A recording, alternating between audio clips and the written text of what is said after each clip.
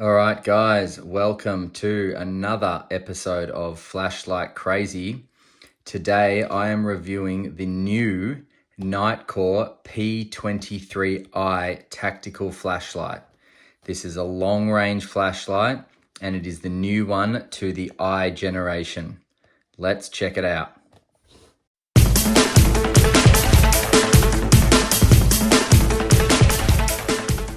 All right, so the box with all the advertising on it, 470 meters, 3000 lumens, strobe ready, no mucking around here.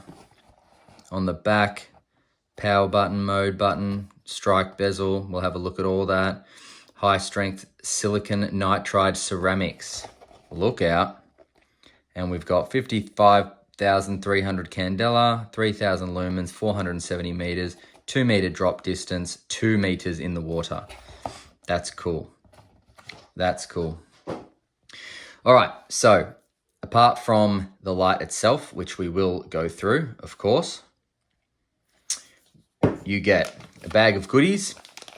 Inside those goodies are a lanyard, or is a lanyard, one O-ring, and a pocket clip. I'll take the pocket clip out so we can have a look. I'm not too crash hot about Nitecore's lanyards, so I'll just be popping that back in there. That'll never see the light of day, guys, because I'm not interested in them. Warranty card, so fill it out, and then you've got your warranty. And of course, you get your user manual. It will show you how to charge it, how to install the battery, making sure you do not mistreat the battery. And then it will give you your juicy information right there. Pause it if you like, guys, because I will move on in a second. There we go. Interesting. On the rest of Nitecore's I series, you get these whiz-bang holsters that you kind of clip onto your belt. I'm sure I've done a review on them before. And in the newest edition, the P23i, in fact, you get this, a flattened, not great looking holster, feels very, very tacky. That Velcro here is moments from just ripping off, literally. That's not very impressive, Nitecore, at all. That's really not impressive. And I don't like holsters anyway, but that's just not impressive. So lift your game with the holsters would be my advice. And you get a USB Type A into a USB Type C charger. And that is for this charging port right here. And whilst we're on it, I may as well open it up. It is a very deep charging port. If you can see that, just get you a better angle. So it's quite deep. Looking in there, quite deep. So that's pretty cool. That's probably what ensures, and yeah, pushing that in feels solid, nice. Yeah, that's what ensures the 2 meters of water resistance. When you are charging it, by the way, this light here will come up as blue. It comes on just now, so it'll come up as blue and it'll flash, and then when the charging's finished, it will stop flashing. So the features and style of this light are pretty cool. Okay, so I'll start at the head. So you've got 3, I think they're called zirconian beads, and they are good for breaking glass. So if you are trapped in a car, if there is a baby in a car because their parents have gone into the pokies or something, even a dog, I hate it when people lock dogs in cars. If you've got this, you can save the day. So you'll be able to save the day with these beads, according to Nitecore, if you need to break in or out of any glass using this bezel and these beads. Now, I'm not sure if you can see that, maybe that angle you can. the entire bezel seems to be a completely different material to the actual light. I believe it said it on the box that it is strike bezel with high strength silicon nitride ceramics. So I'm guessing this material here is the silicon nitride ceramics. So that's pretty cool. I don't know what it is, but it's pretty cool. It seems tough. Now there is the smooth reflector down there with the LED at the bottom there. Take a look at that. Nitecore says that this LED is the luminous SFT-70 LED. SFT-70. Not too bad. What else have we got here? So I've gone through the charging port, the charging light. Heat seekers here are pretty minimal, I must say. They just seem more for looks than anything else. And I can actually attest to that because when I took this out on the night shots, the whole thing heated up to the point where I had to turn it down quickly. I was roasting in my hand. Now moving through to the body, typical Nitecore body. That's a bit weird there. It does feel a little bit slippery in the hand, so I'm not sure about that. I mean, holding it, it's a little, I guess it's okay, but it's a little slippery around here, a little awkward to hold. And now if we move up to the tail, we've got the signature tail clicky and the flush mode button. But this time we've got the two tail clicky protectors also acting as lanyard holders, also I'm guessing acting as tail standings. So that's cool because that's the first for the I series in Nitecore. That's a first for them. Now attaching the pocket clip, you've got two spots to attach it. I don't believe it will attach there, but not very deep carry. This would probably be suited more to a belt, I would say, or something like that, just because it does have quite a large head on it. So, you know, pocketing this light, I'm guessing would be quite uncomfortable, would be my guess. So I will take pocket clip off and we will go through some measurements. So the face from one end of the bezel to the other, I get 3.2 centimeters. So that'll be the same, 3.2 centimeters. Now the body obviously dialed in a lot, comes in at about 2.4, 2.5. I'm gonna say 2.5. And then the tail cap bugs back out. Actually, I'll measure it from here. The tail cap bugs back out at about 2.8 centimeters. So it is a decently sized light. I will take the battery out, 21700 battery, and have a look at that. So that is, honestly, you could probably almost put, no, not quite up to there. Okay, so it's a little bit shorter than two 21700s.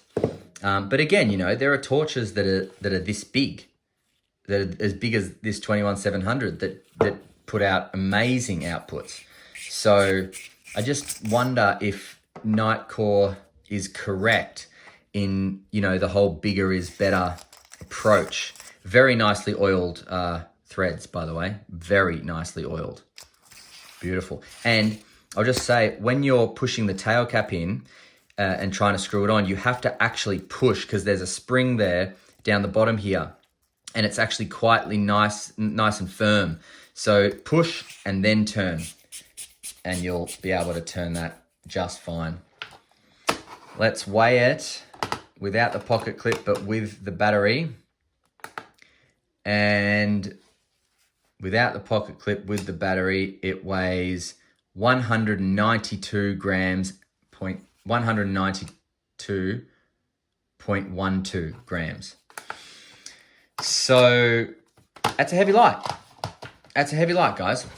Okay, so moving on to the user interface of this. Now, I'm in tactical mode at the moment, but I will show you how to change it to daily mode, and then I will change it. So firstly, I recommend unscrewing the tail cap just slightly, but not enough so that it doesn't stop working, okay? Or that it stops working, rather.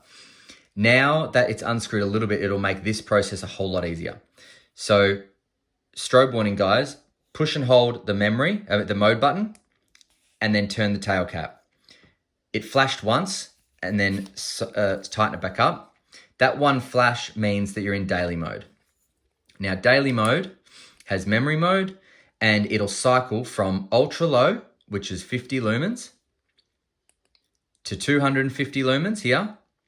That'll go for 10 hours. Ultra low for 45 hours. Medium mode there, and that's 800 lumens for 4 hours. High mode there, that's 1500 lumens for 2.5 hours. And that's going to go about 330 meters. And then down. So daily mode cycles from ultra low, low, medium, high. Okay? If you want to get to turbo from daily mode, you need to press and hold the mode button whilst on. Press and hold, and it cycles up to turbo. That's 3000 lumens. It says for 30 minutes, but that'll cycle down in less than a minute. And that'll go down to like 700 lumens or something like that. However, the candela on turbo is 55,300 candela, which is just incredible. 470 meters of reach. Letting that go, and it goes back down to high. Switching it off. In daily mode, from off, press and hold the mode button, and it goes to strobe. I won't do it too long, but that's the case. Now, in tactical mode, I'm going to just slightly undo the threads, but not too much so it disengages the entire light. Now I'm going to hold down mode button and turn. When I tighten it back up, we're in tactical mode. Tactical mode means no matter what mode or output you leave it in, when you turn it back on, it comes back on high, 3000 lumens every time. Press and hold the mode button whilst on, goes to strobe. Press and hold the mode button whilst off, goes to strobe. It's that simple. The only other difference in tactical mode is that it will skip one of the mediums. So it'll go turbo at 3000, high at 1500, and then it'll skip medium at 800, go down to 250, and then down to ultra low at 50, okay? So it skips the 800 lumen mark. And that's it. So very responsive button. You've got momentary, very easy to access.